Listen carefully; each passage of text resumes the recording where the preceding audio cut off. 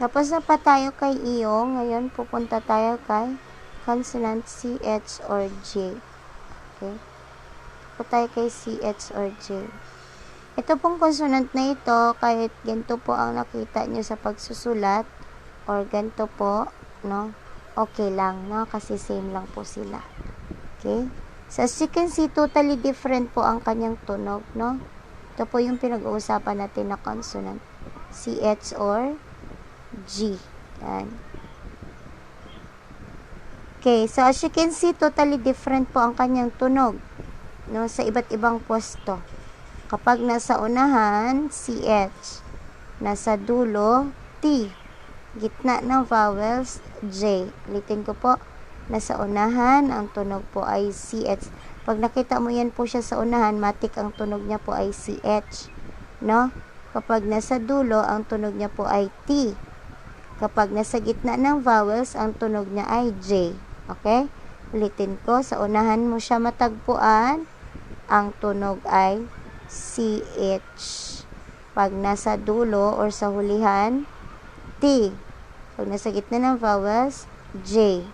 O ngayon, pupunta po tayo sa kanyang example.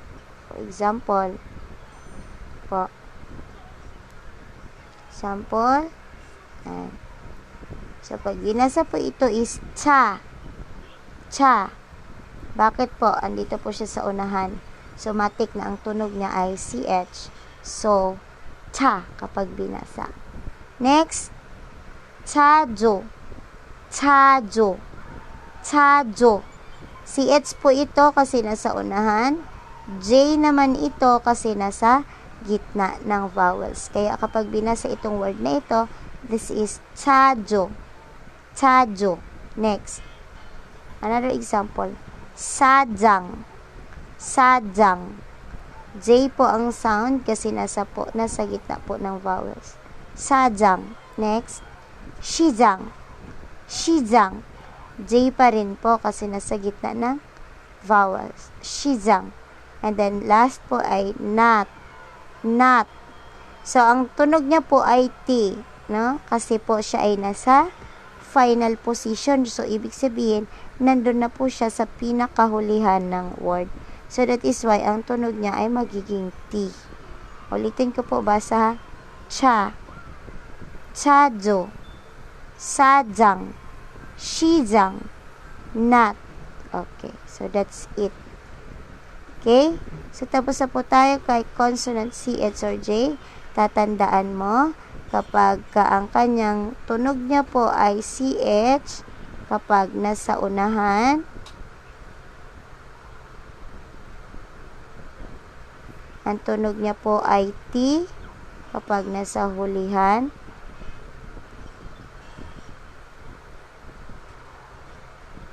ang tunog niya po ay J, kapag nasa gitna ng vowels.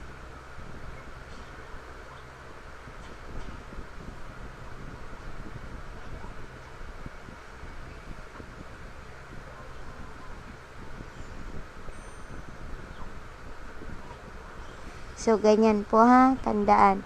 CH kapag nasa unahan, T kapag nasa hulihan, J kapag nasa gitna ng vowels. Ganyan po yung pagbabago ng kanyang tunog. Okay, so ngayon pupuntahan po natin yung susunod natin na character, which is CH. The original CH.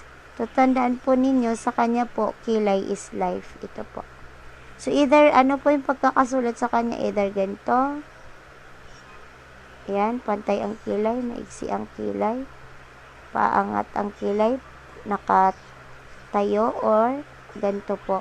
Ang importante may kilay. Okay? Importante po ay may kilay. Kasi sa kanya po ay kilay is life. Siya po si original CH, guys ha. Original CH. So, isang beses lamang po magbabago ang tunog niya sa basic. Isang beses lang. No? Kapag nasa final position. Pag nasa final position, ibig sabihin nasa hulihan, ang tunog niya ay T. Ha? Sa ibang posisyon, ang sound niya po ay CH. Okay? So, punta na po tayo sa example. Since Isang beses lang naman po yan nagbabago ng tunog. Dalawa lang po ang example. Okay. Nagbabago lang yan ng tunog kapag nasa hulihan, ha? Nasa last position. Cha. Ito po. Cha. Pag binasa.